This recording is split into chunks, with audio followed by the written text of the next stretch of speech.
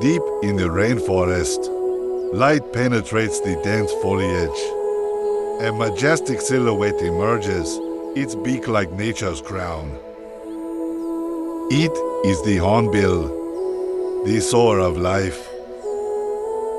With a flap of its wings, it carries seeds from tree to tree, planting the future of the forest.